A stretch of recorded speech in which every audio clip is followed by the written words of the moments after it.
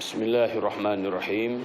Assalamualaikum warahmatullahi wabarakatuh. Alhamdulillahi rabbil alamin. Assalatu wassalamu ala asyrafil anbiya'i wal mursalin wa ala alihi wa ashabihi ajma'in. Asyhadu an la ilaha illallah wa asyhadu anna Muhammadan abduhu wa rasuluh al-mab'utsu rahmatan lil alamin. Faqur rabbi zidni ilma warzuqni fahma. Allahumma aftah lana hikmataka wanshur alaina rahmataka min khazaini rahmatika ya arhamar rahimin. Allahumma amin. Segala puja dan puji hanyalah milik Allah Subhanahu wa taala. Salawat dan salam semoga senantiasa tercurah kepada Rasulullah sallallahu alaihi wasallam dan seluruh umatnya hingga akhir zaman. Semoga Allah Subhanahu wa taala menjadikan kita semuanya orang-orang Islam sebenar-benarnya Islam, orang-orang beriman sebenar-benarnya iman, yang senantiasa mengikuti contoh dari Rasulullah sallallahu alaihi wasallam dan siap mengemban misi kenabian dimanapun dan kapanpun kita berada. Semoga kelak di yaumul hisab Allah Subhanahu wa taala akan mempertemukan kita semuanya dengan Rasulullah sallallahu alaihi wasallam, mendapatkan syafaatul uzma darinya, dan Allah Subhanahu wa taala mempersilahkan kita, memperkenankan kita memasuki surga Firdausil A'la bersama-sama tanpa hisab. Allahumma amin. Semoga pada majlis kali ini Allah Subhanahu wa taala bukakan pintu-pintu ilmu dan pintu-pintu hikmah untuk kita semuanya.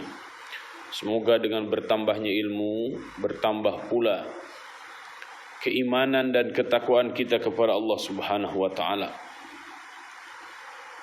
Saudara-saudaraku yang dirahmati Allah Subhanahu wa taala, wabil khusus para santri,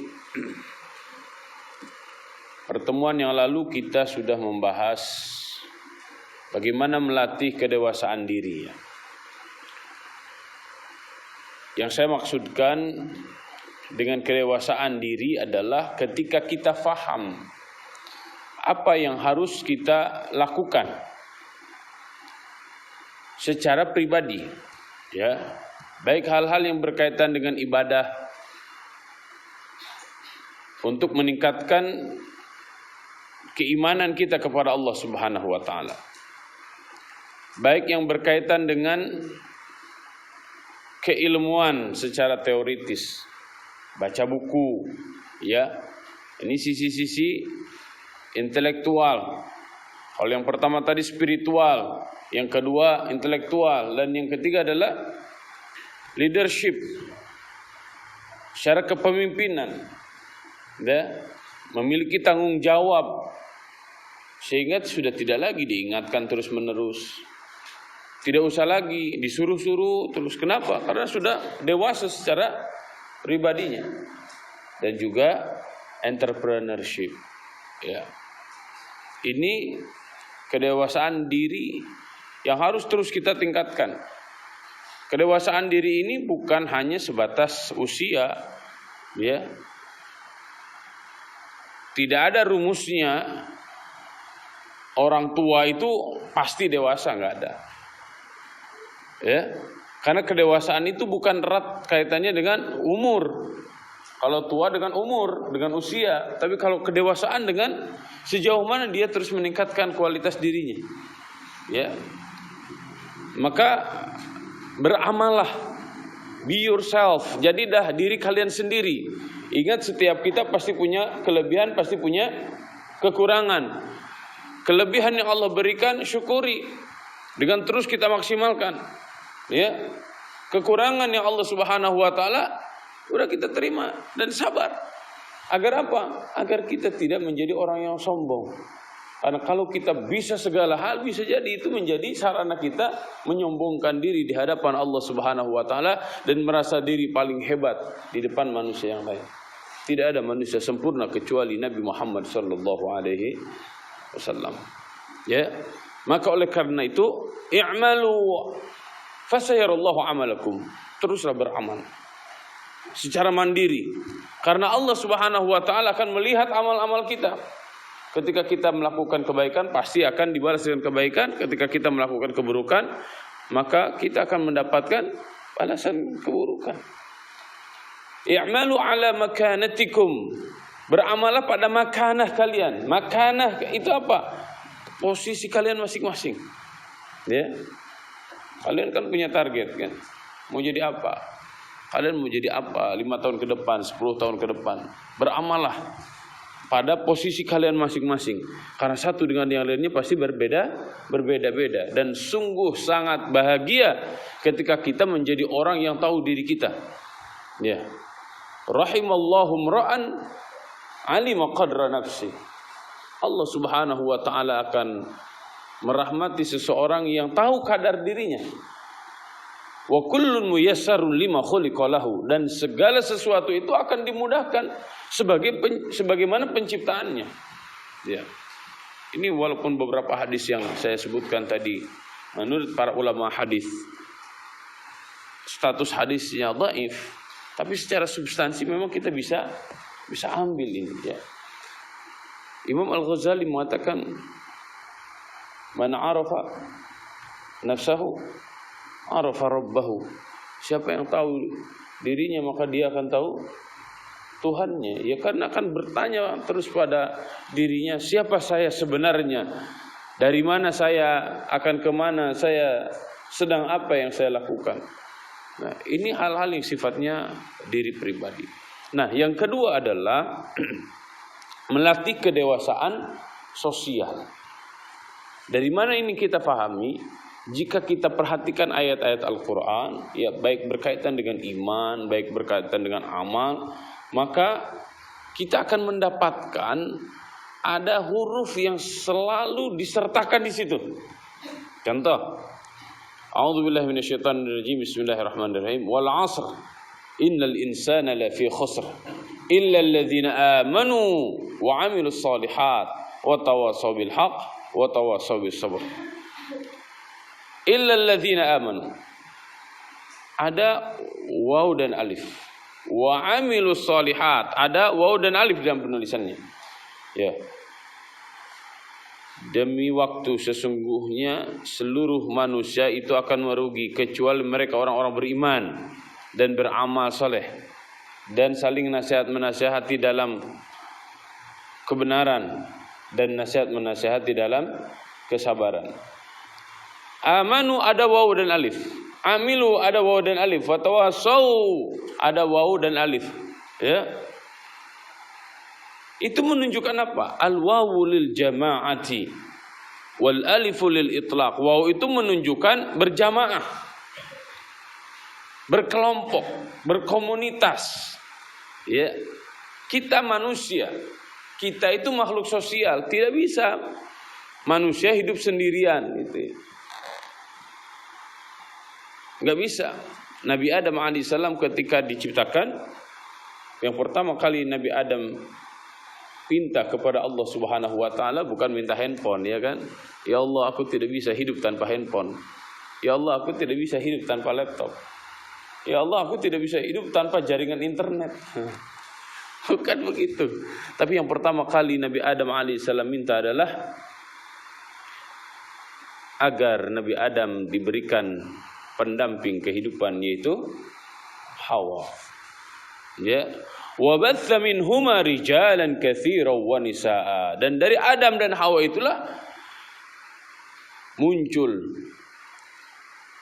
rijalan katsiran wa nisaa, laki-laki dan perempuan yang sangat banyak, bersuku-suku, berbangsa-bangsa. Maka dalam kehidupan kita harus paham betul bahwa selain diri kita itu ada orang lain. Selain diri kita itu ada benda-benda lain. Selain diri kita itu ada tempat-tempat lain. Maka di dalam Al-Qur'an ditegaskan wa ja'alnakum syu'uban wa qabaila lita'arafu. Kami telah jadikan kalian bersuku-suku, berbangsa-bangsa. Untuk apa? Lita'arafu, untuk saling mengenal. Ya. Apalagi sesama orang beriman, bukan hanya saling kenal, tapi harus saling faham. Bahkan bukan hanya saling faham, nanti kita akan masuk ke kedewasaan yang ketiga, kedewasaan kontribusi. Ya, bukan hanya saling kenal, bukan hanya saling faham, akan tetapi harus saling bantu-membantu. Ya. Dan di dalam Islam, kemuliaan itu bukan standarnya pada keturunan, bukan pada kelompok, bukan pada golongan. Akan tetapi kemuliaan seseorang itu ada pada ketakwaannya. Ya, innallaha la yanzuru ila suwarikum wala ajsamikum. Sesungguhnya Allah tidak melihat bentuk rupa kalian, ya, dan bentuk fisik kalian, akan tetapi Allah Subhanahu wa taala melihat apa yang ada di dalam isi hati kalian. Apakah di situ terdapat keimanan dan ketakwaan kepada Allah? Jika terdapat pada keimanan, ada keimanan dan ketakwaan kepada Allah Subhanahu wa taala, maka orang itu siapa saja, dari mana saja, kapan saja hidupnya, jika beriman dan bertakwa kepada Allah, maka pasti akan diangkat derajatnya oleh Allah Subhanahu wa taala. Inna akramakum indallahi atqakum. Karena dengan landasan keimanan itulah pola hidup seseorang akan berbeda. Ya. Kalau dia mengerti Islam, beriman kepada Allah Subhanahu wa taala, maka ya, ketika bertemu dengan orang lain, maka dia akan mengucapkan salam, ya. Karena dalilnya jelas, idza laqitahu fasallim alaihi. Jika engkau bertemu dengannya, nya di sini siapa? Orang. Ya. Alaman arafta wa alaman lam ta'rif. Baik orang itu engkau kenal atau engkau tidak kenal, fasallim alaihi. Ucapkan salam. Assalamualaikum, dengan wajah yang basyasyah, wajah yang berseri-seri. Kenapa? Ini di dalam syariat kita, di dalam Islam, ya. Biwajhin talikin, ya. Sedekah walau an talqa akhaka biwajhin talikin. Engkau bertemu dengan saudaramu dengan wajah yang berseri-seri, itu sudah menjadi sedekah. Maka kecerdasan, kedewasaan secara sosial, ketika bertemu dengan orang, pertama Anda harus senyum, ya, sopan, Anda katakan salam, ya. Kalau ada orang lain yang meminta bantuan, Anda datangin, assalamualaikum Pak, kenalkan saya Raffi Dafa, mohon maaf Bapak siapa, Bapak dari mana, apa yang bisa saya bantu, ya. Agar apa? Agar saling kenal, agar saling faham, tidak ada kecurigaan, ya. Apalagi dalam skop yang kecil, kita di rumah, kita punya bapak, kita punya ibu, ya, ada umi, ada abi. Mereka adalah orang yang paling berhak kita hormati sebelum yang lainnya, ya. Kenapa? Karena mereka lah yang menjadi asbab kita ada lahir ke dunia, ya.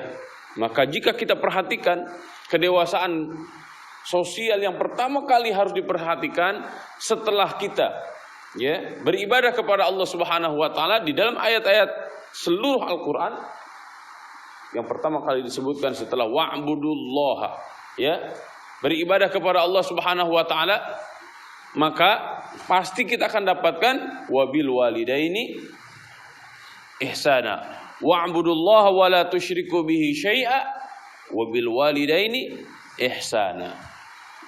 Beribadahlah kalian kepada Allah dan jangan sekali-kali kalian menyekutukan Allah, dan lakukanlah kebaikan kepada orang tua. Baru setelah kepada orang tua, kepada siapa? Ya, kepada orang yang paling dekat. Orang yang paling dekat dengan kita setelah orang tua itu siapa? Karib kerabat. Ya, karib kerabat itu siapa? Kakak, adik.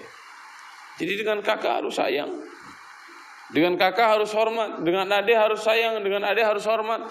Kenapa? Karena mereka adalah orang-orang yang paling dekat dan itu diatur di dalam Islam. Jadi kalau ada seorang kakak ketemu adik kayak Tom and Jerry, waduh, kejar-kejaran terus, ya berantem terus. Kalau di pesantren kangen sama adik, pengen ketemu, sehari 2 hari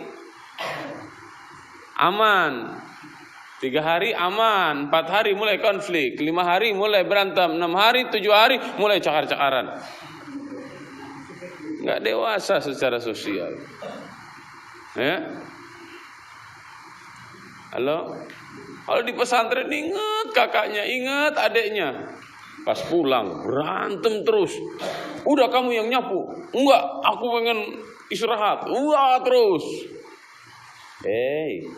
Sesama adik kakak saling sayang. Ya, halo? Ustaz, saya nggak punya adik, nggak punya kakak. Punya uak enggak? Punya mama enggak? Ya. Itu zawil kurba. Ya. Setelah orang-orang zawil kurba, ya, orang-orang yang dekat dengan kalian secara darah, kakak, adik, uak, mamang, terkadang antara dirinya dengan mamangnya sama usianya, tapi tetap itu mamang. Ya, jangan songong. Ya, nggak boleh songong. Ini dalam Islam. Jadi kita harus tahu diri. Ya, kalau ada yang lebih tua dari kita, persilahkan.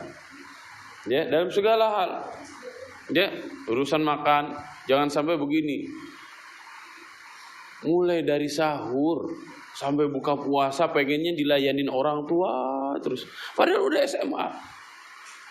Nah, kalau udah SMA bukan dilayanin, tapi melayani khidmah.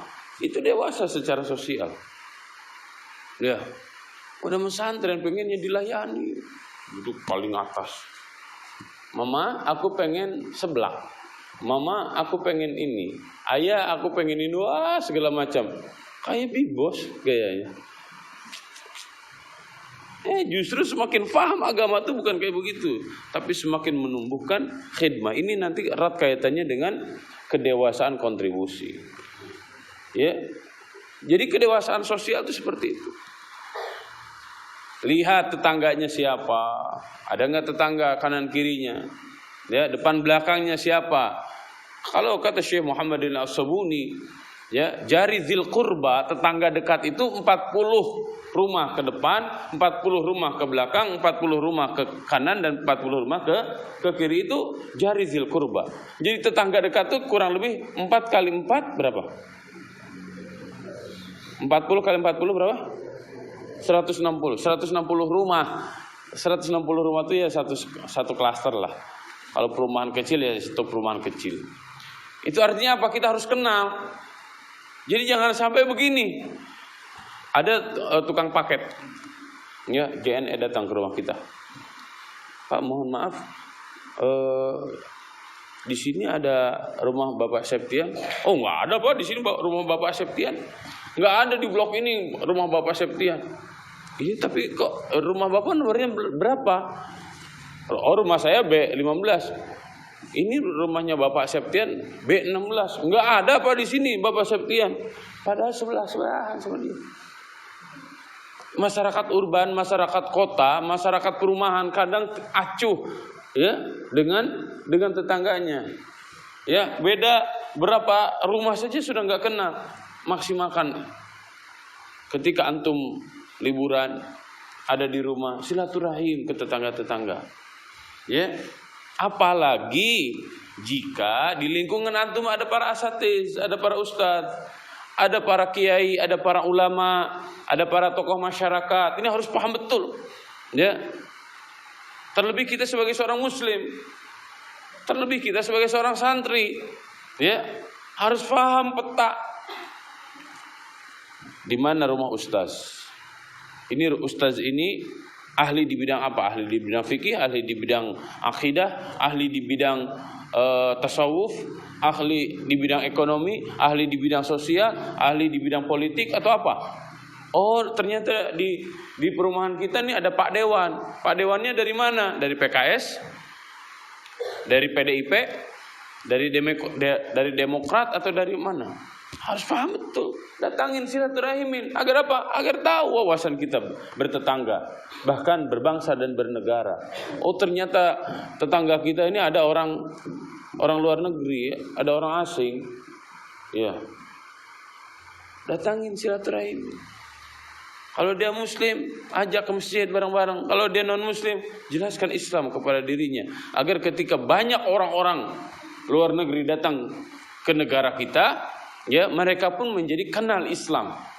Bukan hanya dari buku yang mereka baca, akan tetapi langsung, ya, dalam kehidupan kita sehari-hari. Ya. Ini cerdas sosial. Ya. Kedewasaan sosial berkaitan dengan orang, berkaitan dengan tempat dan barang. Kita harus paham nih, ya, kalau di rumah itu ada barang-barang apa saja, jaga barangnya. Jangan sampai dirusak. Ya. Di kamar, di ruang keluarga, ya, di taman, ya. Kemudian di masjid, kan beda barang-barang di masjid dengan barang-barang di luar masjid, iya kan? Barang-barang di umum, di tempat-tempat umum, ya, apa saja kita paham betul nih. Ini lapangan, ya, kemudian ini taman, kemudian ini tempat-tempat yang tidak dihidupkan. Maka dalam Islam ada hukumnya seperti itu, ya. Kalau itu area publik, maka boleh diakses oleh publik, boleh diakses, boleh digunakan oleh semua orang. Tapi kalau private tidak boleh. Anda langsung masuk ke rumah orang itu.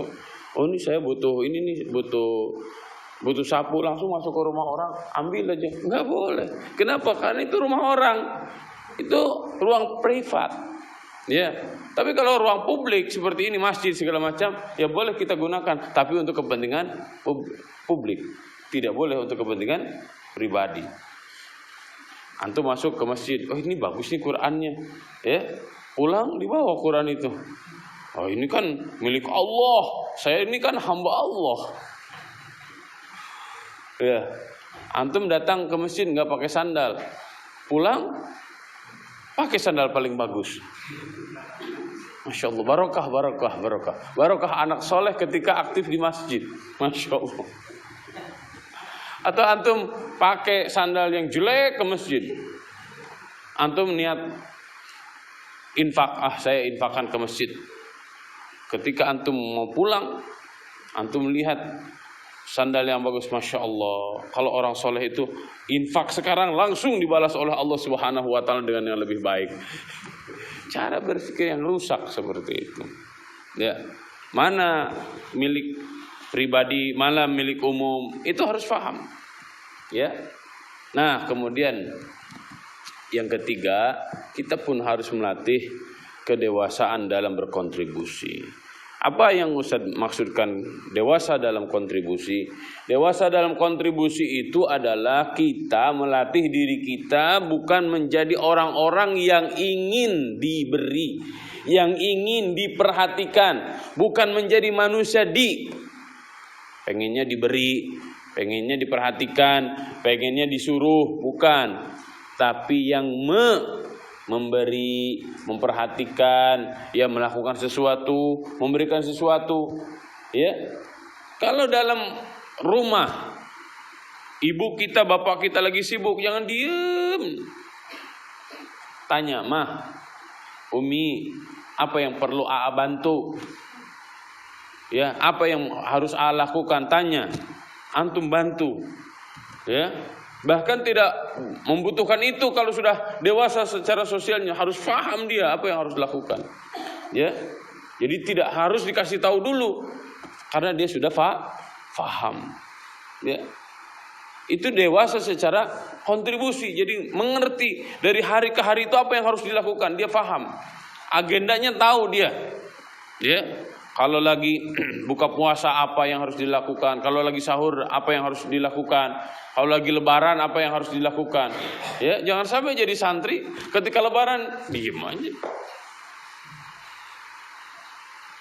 Liatin orang lalu lalang, nggak mau salaman, nggak mau assalamualaikum, nggak mau silakan. Silakan duduk, silakan dimakan, silakan diminum. Ada saudara jauh gini. Santri macam apa? Kok orang Islam kayak begitu, kayak patung? Bergaul lah.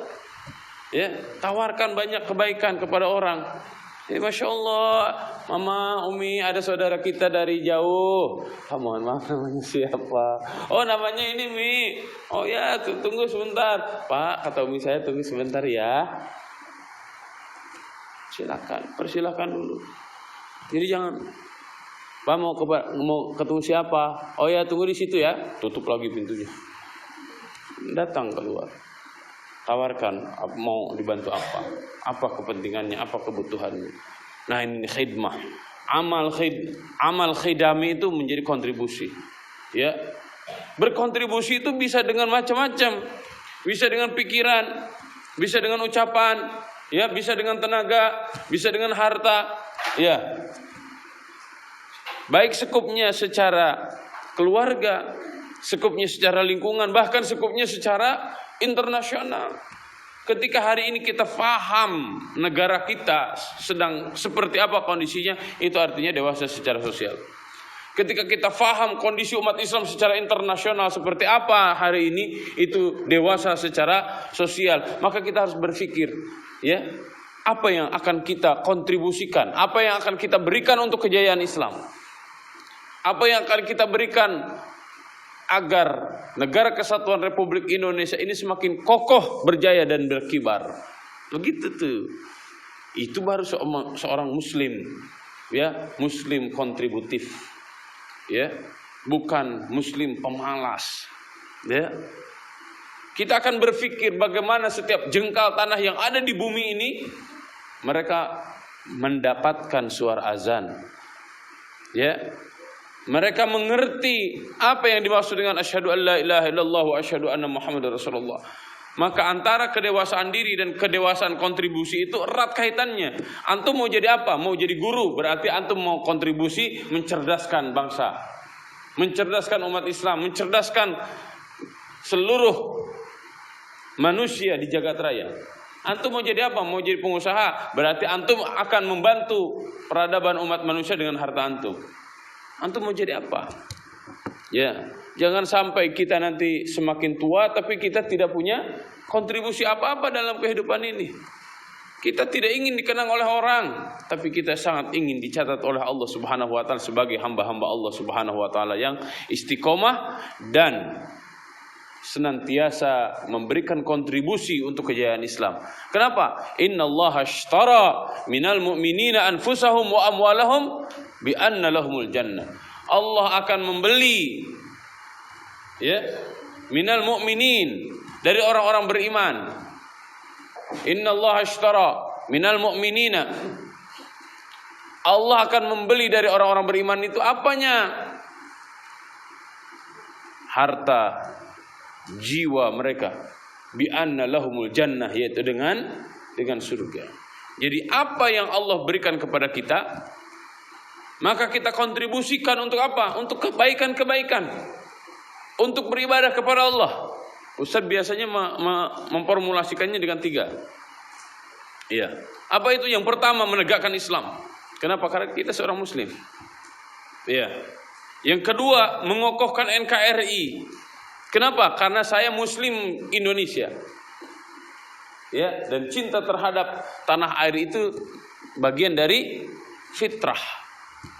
Ya, hubbul watan minal fitrah. Cinta tanah air itu bagian dari fitrah kita sebagai manusia. Dan yang ketiga adalah menebar rahmat bagi semesta. Ya, ini 3 misi kenabian yang biasa saya sebutkan terus-menerus. Ya. Maka beramallah untuk menegakkan Islam sebagai kontribusi kita sebagai seorang muslim. Ya. Beramalah terus untuk mengokohkan negara kesatuan Republik Indonesia, karena NKRI ini adalah warisan para ulama. Dan yang ketiga, Islam bukan hanya untuk orang Sunda, Islam bukan hanya untuk orang Jawa Barat, bukan hanya untuk Indonesia, tapi Islam untuk semesta. Maka kita harus terus-menerus berjuang bagaimana agar Islam, kebaikan-kebaikan Islam dirasakan oleh seluruh umat manusia. Di situ bercampur dalam amaliyahnya antara kedewasaan secara diri pribadi, dewasa secara sosial, dewasa secara kontribusi.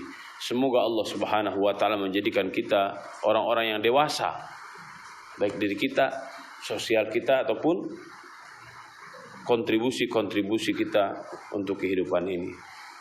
Barakallahu fikum. Semoga Allah Subhanahu wa taala memberikan kepada kita semuanya kefahaman. Ya, antum akan liburan, antum akan kembali ke kampung halaman antum, ya. Dan liburan kali ini liburan yang sangat panjang sekali. Ya. Jika di pesantren itu sebagai miniaturnya, sebagai trainingnya, maka di rumah antum masing-masing, di kampung antum masing-masing, di daerah antum masing-masing, itu adalah kehidupan nyata antum. Siapa sebenarnya antum? Maka antum akan tunjukkan dalam kehidupan nyata antum di tempat masing-masing, di rumah masing-masing, di kampung masing-masing, di daerah masing-masing. Ingatlah 3 misi itu, ya, menegakkan Islam, mengokohkan NKRI, dan menebar rahmat bagi semesta. Wallahu a'lam shawab. Wallahul muwaffiq ila aqwamit thariq. Wallahu ya'khudhu bi'aydina ila ma fihi khairun lil Islam wal muslimin. Subhanakallahumma bihamdika nashhadu an la ilaha illa anta nastaghfiruka wa natubu ilaik. Wassalamu alaikum warahmatullahi wabarakatuh.